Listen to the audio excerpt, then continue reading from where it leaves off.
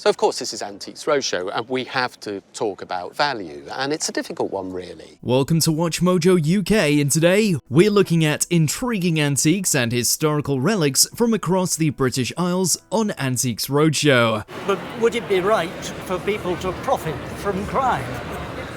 I don't think so. Before we begin, we publish new content every day, so be sure to subscribe to our channel and ring the bell to get notified about our latest videos. Number 30, columns from HMS Victory. Well, these are from the Victory, from HMS Victory. Really? And I actually got them from an old friend of mine. You'd be forgiven for seeing these big pieces of wood and thinking they were worthless, because it turned out that they were columns from HMS Victory. But you might be wondering why the columns are in this man's possession, rather than with Victory, which is preserved in Portsmouth to this day. Come back to reality. You bought these 25 years ago. Were you going to do anything with them? Originally, I was hoping to make something out of very special wood. As explained, Victory has had to be refurbished many times to keep it in good nick, which is why these original columns were removed. If you can get paperwork from the Victory, from maritime historians saying, yes, we can guarantee these were in the ship and came out in 1930, you have then got something hugely valuable.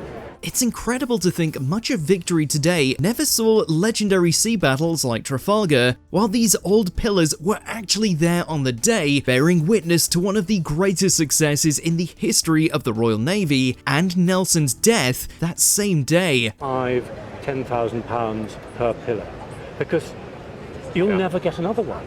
Number 29, an SOE spy radio. But that's not what's inside it, is it? So what is inside it is a radio set. This mysterious box was intended by its owners to be used as a toolbox, totally oblivious to what it was hiding. The owners didn't know how old it was or exactly what this radio was used for, but fascinatingly, it was used to help coordinate resistance movements throughout Europe during the Second World War by the Special Operations Executive. It's actually quite a complicated piece of equipment, in as much as that it can be powered by any source of power that you can think of. It was extremely versatile and hidden away in a toolbox exterior. There's no way to know exactly which operations it was used for or who it was communicating with, but it was certainly used in the war and then bought by a radio enthusiast, as expert Mark Smith explains. And it's worth somewhere between £10,000 and £15,000. That's not a bad toolbox to find in the shed, is it? No, it's not. Number 28, Lawrence of Arabia's watch. But this is a repair bill. Yeah. 1933. Yeah. Made out to a T.E. Shaw of Clouds Hill, Moreton and Dorset. Yeah. This bloke picked up an old-fashioned watch for a relatively small sum, complete with an old repair bill for it. He hung on to both and eventually brought them onto the Roadshow, where he was astonished to be told that the watch had once belonged to T.E. Lawrence, better known as Lawrence of Arabia. He also says that he didn't know that Lawrence of Arabia was a real person, only really knowing him from the renowned 1960s film. To be perfectly honest with you, I always thought he was a fictional character of fiction, I did. It had been cleaned and repaired only a few days before Lawrence's death in 1935, and ended up being worth a substantial amount. We wonder whether or not he sold it, or if it's still in his or his family's possession. How much you could add for the Lawrence connection, I don't know. He's one of the most fascinating characters of the early part of this century. Yeah. It's a guess. I'd double that, maybe 5, maybe 10. Good God. Number 27, Beatrix Potter sketches. I've got a rabbit and a squirrel now.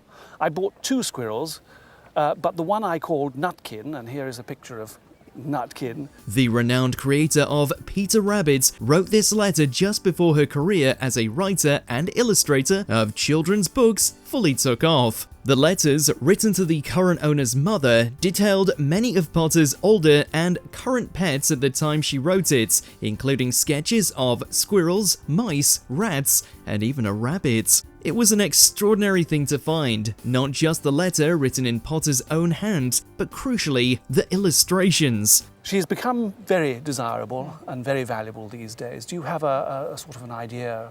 I haven't a clue. Potter famously illustrated all her own books, having drawn her entire life, and left a clear bootprint on both children's literature and science through her sketches of plants and fungi. It's no wonder the letter was worth so much. That a letter like this would fetch somewhere between £20,000 and £25,000 today. You're joking.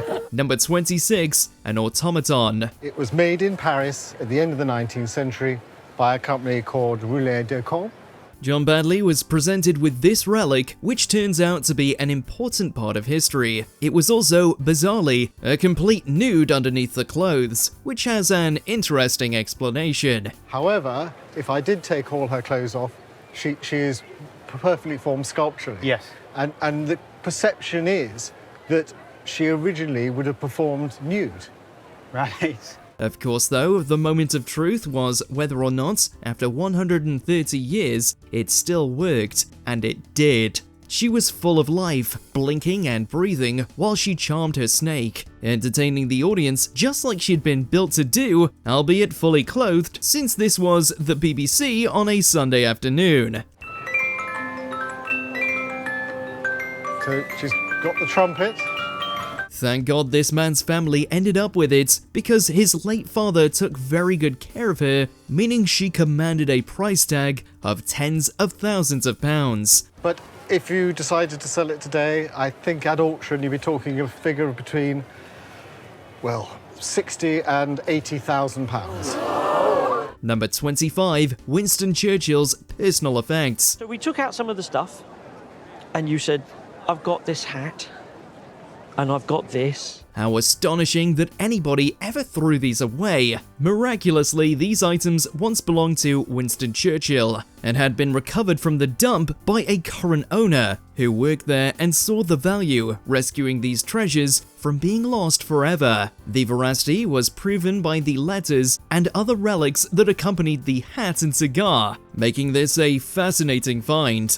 The mother used to work for Winston Churchill. She was a cook, and the husband was a butler for Winston Churchill as well. There was even an autograph. If he hadn't had those letters, it would have been impossible to tell whether the artifacts were genuine, but luckily he did. He got an immense valuation for his trouble. We wonder if the person who threw the box away was watching and regretting it. We think that your box is worth £10,000. Oh my God. Number 24, JFK's leather jacket. There was a Swedish aristocrat who had a daughter called Gunilla von Post, and he sent her to finishing school almost in France. From one world leader to another, it was even more surprising when an item of clothing from American President John F. Kennedy turned up at the Roadshow one afternoon. The jacket came from a former girlfriend of JFK in his youth, who never gave it back after they met in France. She was JFK's lover before he got married to Jacqueline Bouvier. She kept it for her entire life, and eventually the items were handed down to the rest of the family, until ending up here. Not only is it still a stylish jacket to this day, it's also worth an incredible sum. I think probably at auction, should you decide to sell, somewhere along the line of between maybe 200,000 and 300,000 pounds. The owner also pokes fun at the classic roadshow trend of people insisting they won't sell their valuables, before turning around and doing just that off camera. I'm never going to sell it. Yes, I am. Number 23, Steiff Teddy Bear. So Edward, basically, made by Steiff, German company, was issued in 1912 for a very particular event. A couple brought on this unique black teddy bear, expecting it to not be worth an awful lot, but as Mark explained, it was extremely rare. Edward the Bear was a Steiff teddy bear, which would make him special already, but he'd been made to commemorate the sinking of the Titanic. So obviously the family weren't on the Titanic, but Edward himself was part of what I would call a kind of strict convention of mourning, and he would have been treated with reverence and respect. His provenance was never in doubt, being completely original save for the addition of his knitted scarf and the loss of the button on his ear. With only a few hundred of them ever made, it was no wonder that Edward had accumulated value over the last century. Everybody was amazed to hear how much he was worth, with the Titanic story being part of the high valuation. I think, being honest with you at the moment, I think he's worth £10,000 to £15,000 at auction. Oh my word. Number 22, Ronnie Big's Monopoly board. This has the appearance of a very tired Monopoly board. Why did you bring it? It's a very important board because it forms part of history. In 1963, £2.6 million, over $70 million today when adjusted for inflation, was stolen in the Great Train Robbery, when a Royal Mail train was intercepted and violently robbed. The thieves intended to wait out the police investigation at a nearby farm, but were ultimately discovered. They fled but left this exact Monopoly board behind, where police recovered it. And this is the actual Monopoly board from the Great Train Robbery. Is that why there's one £5 note and so little of the rest of the set? It was the fingerprints on the board that led to their convictions, and it was brought onto the Roadshow by the Thames Valley Police Museum curator. I understand that somebody was paid a great deal of money to rid the farmhouse of evidence, and the man took the money, but he didn't get rid of the evidence. It wasn't up for sale, but it was apparently only worth a few £100s. No wonder they left it behind when they tried to escape the fuzz. On this particular one here, we've got fingerprints from one of the train robbers. Number 21, Shakespearean notebook. Sometimes the best things come in small packages. My goodness, is this a good thing? This tiny notebook ended up being hundreds of years old, and the owner presumed it was handwritten by one of his ancestors. The handwriting was clearly recognizable as being 17th century notes on Shakespeare plays and performances that the author had seen. I suspect that this probably came down through the family from him, but I don't know. It just appeared from with my mother's belongings. Since different runs and performances of Shakespeare plays can vary so much, even when the bard was still alive and writing, having notes on specific performances is an invaluable piece of literary history. Flicking through this is a 17th century hand. This is somebody making notes in the same century as Shakespeare. Anything really from the same century as him, about him, is of huge interest. Easily, this was one of the most interesting things ever brought on, and it was in excellent condition, being very readable despite its age. It turns out to be worth at least £30,000. Number 20, Odd Job's hat. This, I think, is an amazingly iconic collection of objects. When Antiques Roadshow came to Wales, one guest brought in an impressive collection of James Bond memorabilia. What absolutely shocked the appraiser was the inclusion of a prop hat from Goldfinger. It was previously thought that there was only one copy of Oddjob's deadly hat. As it turned out, the guest's brother-in-law was a driver for Aston Martin on the set of Goldfinger. He had asked the studio for the prop hat as a souvenir, and they agreed. His brother-in-law didn't treat it very well, unfortunately, using it as a childhood plaything with his friends. As a young lad, everybody wanted to throw the Oddjob hat. And if you look at it, everybody did throw the hat. They caused significant damage to the hat, reducing its value by thousands of pounds. Still, a potential payday of £20,000 to £30,000 is nothing to sneeze at. Glad I didn't lose it then. Number 19, souvenirs made from Shakespeare's tree. And these two here, they're what is known as bardolatry. Hand-carved wooden bric-a-brac are staples of Antiques Roadshow. but they don't often have connections to major historical figures. On the shores of Lake Windermere, one guest brought in a collection that did just that. 200 years after the death of William Shakespeare, the Reverend who owned his house was sick of bard-loving pilgrims. They've got Shakespeare's coat of arms here and his face, his portrait there. In particular, they would come to admire Shakespeare's mulberry tree. The Reverend chopped the tree down and sold the wood to local artisans. One, a man called George Cooper, carved the guests' pair of cups, wooden box, and an intricately designed miniature wooden shoe. Appraiser Ronnie was utterly gobsmacked by their condition and quality, valuing the collection at around £9,000. Anything connected with him, anything made from a tree in his garden, his mulberry tree, just so special, and collectors just go mad for the stuff. Number 18, the Imperial Chinese robe. There are those moments in your life that you will always remember, and I will always remember standing here, but I'll certainly always remember the first time that I saw this spectacular robe. It takes a great deal to shock Antiques Roadshow appraiser Lee Young. He grew up in the antiques business and has over 35 years of experience. In Series 44, one guest left Young in shock.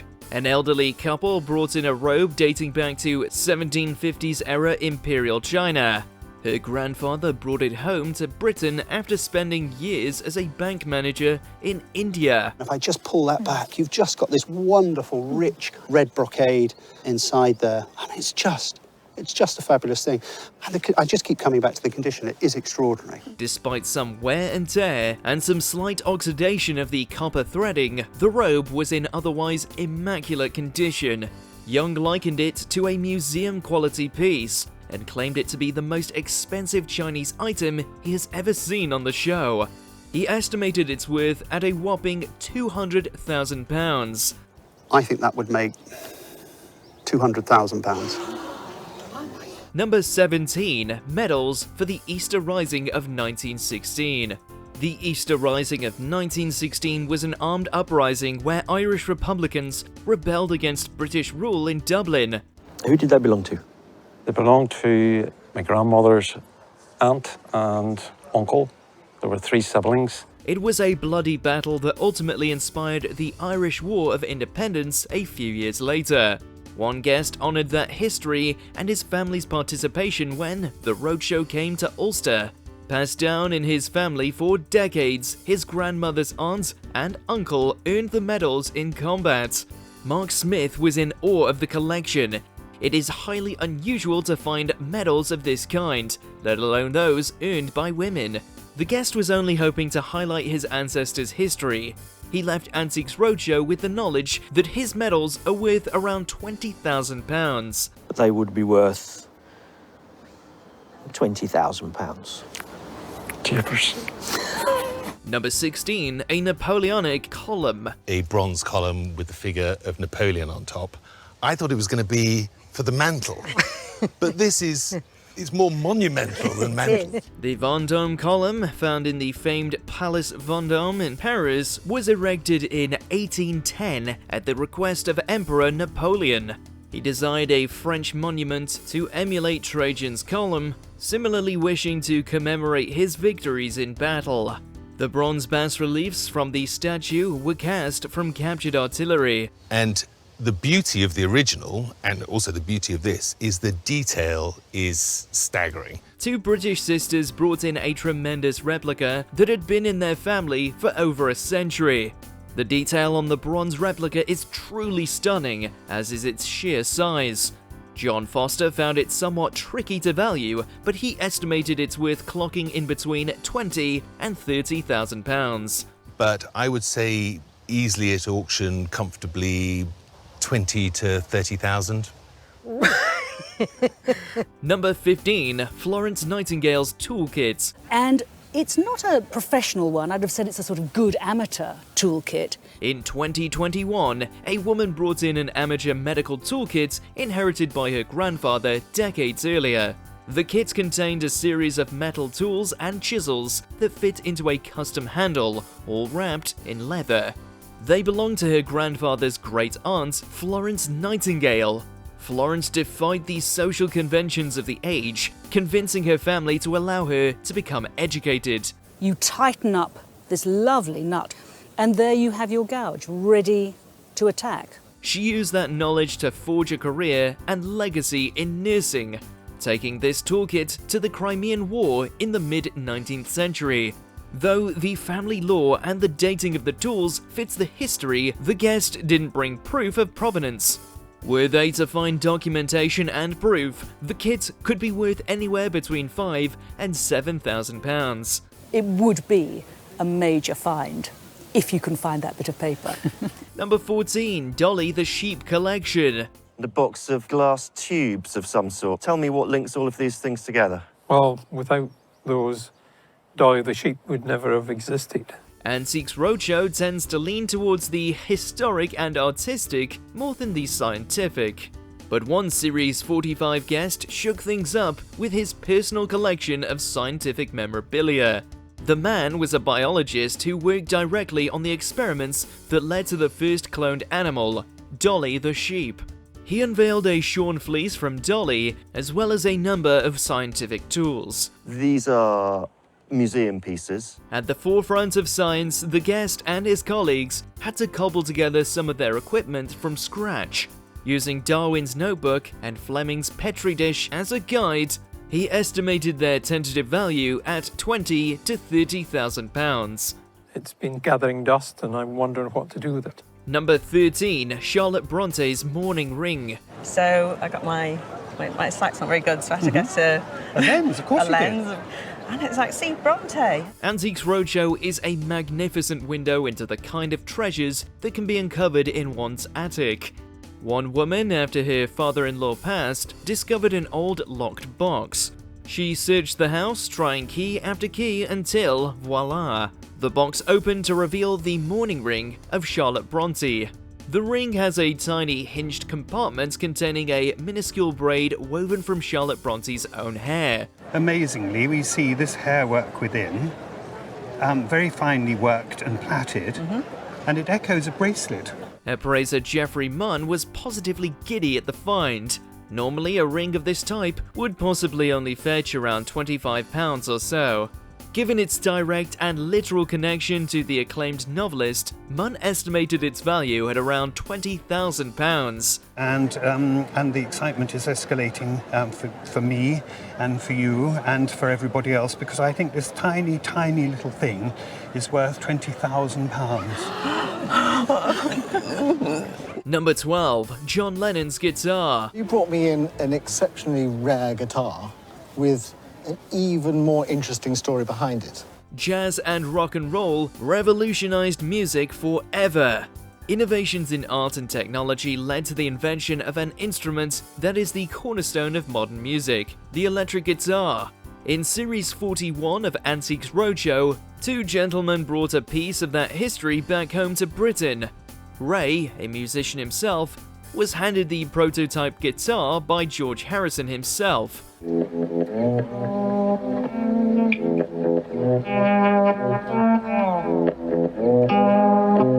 The piece drew a huge crowd who were all left breathless when its valuation was estimated at £300,000 to £400,000.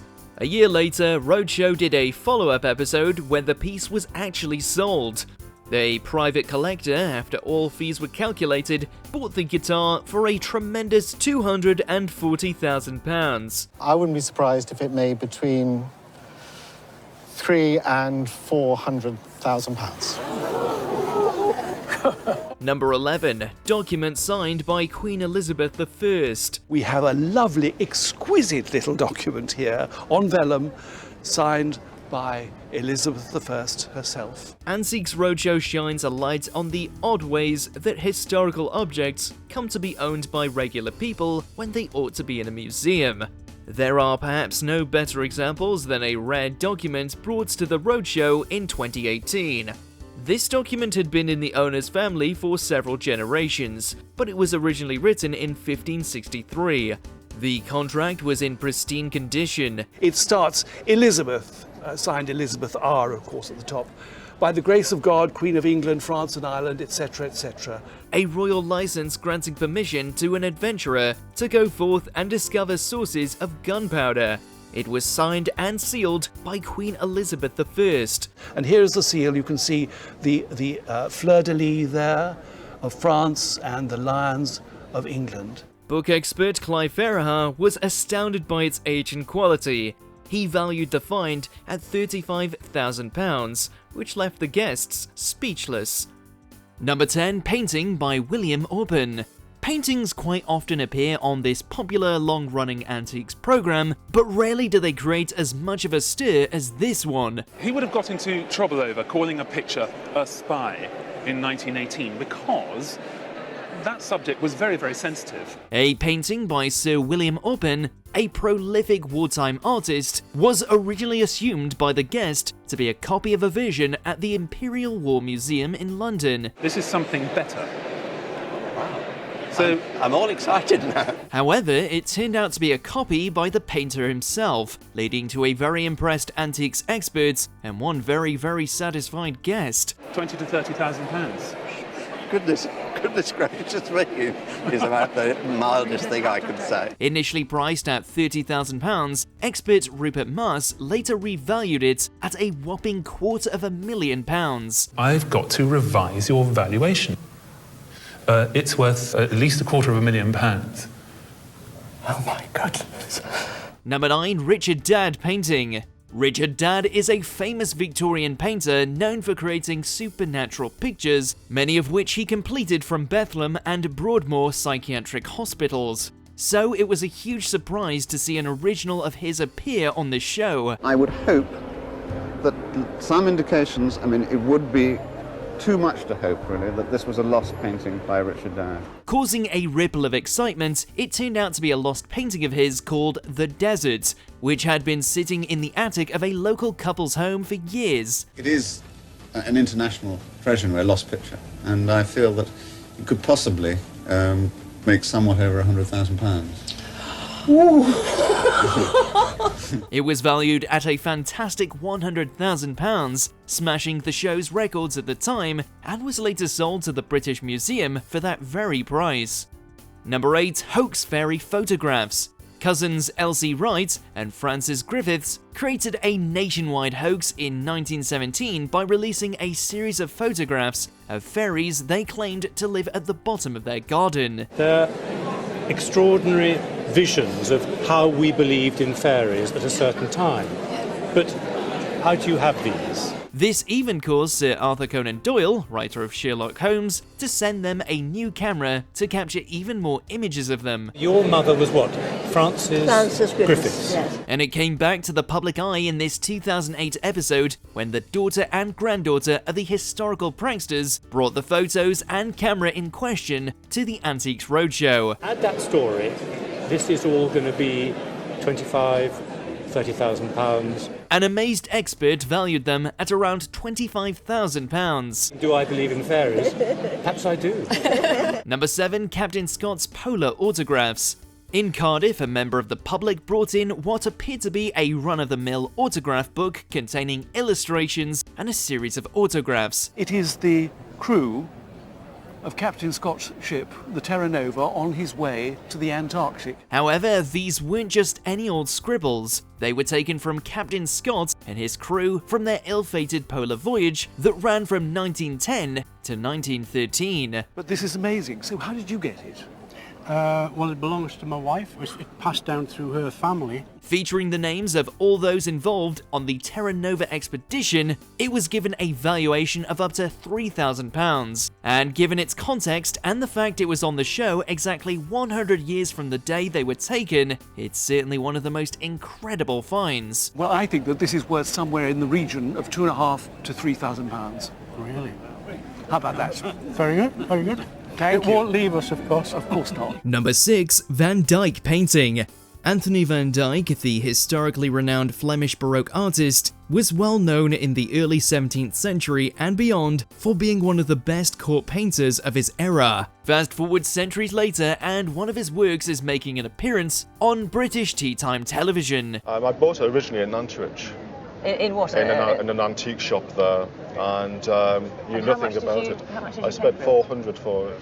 Purchased for £400 from a Cheshire antique shop by Father Jamie MacLeod, it was unbeknown to the buyer at the time that it was a bona fide masterpiece. Are you prepared to commission a process of cleaning and restoration? However, expert Philip Mould valued it at a staggering £400,000. I'm delighted to be able to tell you that you do have a work by Sir Anthony van Dyck. The guest planned to use the cash to install some new church bells. Number 5, Banksy's Mobile Lovers. After all, this is the Antiques Roadshow, and this was done on April the 12th this year. Now for some street art turned police property turned youth club saviour. It was on an old piece of wood, this piece of wood, which was in an old doorway just outside of my club. The ever-elusive Bristol street artist created Mobile Lovers on a door opposite a Bristol boys' club, prompting the owner of the said establishment to remove it, take it inside, and allow the public to come and see it. This was different and a bit unique in the fact that it's got its own letter of reference from Banksy himself to me. After eventually being taken away by the police and given to Bristol Council, Banksy wrote to the club to say it was their artwork, which was then brought onto the roadshow and given an eye-watering price tag of £400,000. The owner eventually sold it and used the money to help his and other local youth centres. If you have had an offer of something like £400,000, my instinct would be, better safe than sorry, take it. Number 4, Crawley Silver. Back in the early 90s, this heartwarming episode gave us one of the show's most incredible finds. Gilded inside, and of course, these are very collectible. Young Richard Hobbs, a man whose family had very little money and who certainly differs from its usual guests, brought in a bag of what he assumed to be worthless pieces of silver. I would suggest you think in terms of about £10,000. Stashed in shoeboxes under his dad's bed, he took in his father's secret bounty only to discover that it was highly valuable Crawley silver, including stirrup cups and an early wine taster. 1607 in this case, so that's King James I. Now that is exceptionally rare. Later sold for £350,000 after a phenomenal valuation, Richard is forever etched into Antiques Roadshow history. That family had been struggling, and suddenly, by selling a few of the items in that collection, which they subsequently did, their lives literally changed. Number 3, the FA Cup Trophy. Arguably English football's biggest tournament, the FA Cup is known for some of the beautiful game's most exciting matches and the unpredictability of some of the country's biggest teams playing against some of its smallest. But up it goes. Arsenal extend this record. The FA Cup has been very good to them. Back in 2015, the actual trophy itself made a cameo in Harrogate, North Yorkshire, when it was brought in by BBC Sports' Gabby Logan and former Leeds United manager Eddie Gray. Leaving Alistair Dickinson flabbergasted, it scored a price of over £1 million, breaking the show's records at the time of filming. Back of the net. Gerrard! He's got it! Oh, Steven Gerrard! Number 2, Faberge Flowers. This well-known Russian company, famed for their ornate imperial Easter eggs, have been creating stunning jewellery since the mid-19th century. I find Faberge things on the Antiques Roadshow, but nothing of this scale. So when this very rare piece was brought onto the roadshow by an Army Reserve cavalry squadron, it caused waves of excitement. It's a solid block of what is apparently glass, but it's certainly not. It's stone. It's rock crystal. Featuring gold, diamond and jade petals, it was gifted to the squadron in 1904 by the Countess of Dudley and had since been sitting with them. The flowers are made of enamelled silver and tiny silver stamens, but in the centre there's a dewdrop of diamond glinting in the sunshine. The show's expert, Geoffrey Munn, slapped an absolutely humongous price tag of £1 million on it. Not bad for something treated as part of the furniture by its owners. In my opinion, that this is worth £1 million. Really? Wow. Goodness gracious. Number 1, Angel of the North model. One of the UK's most iconic landmarks, the Angel of the North, was designed by Anthony Gormley and unveiled on the outskirts of Gateshead in 1998.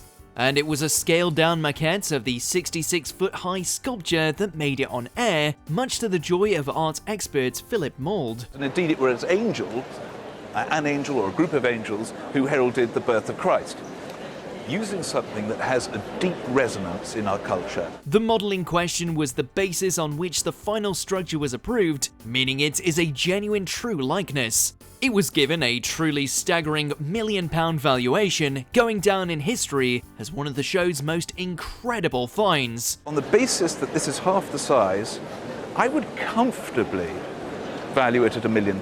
Amazing.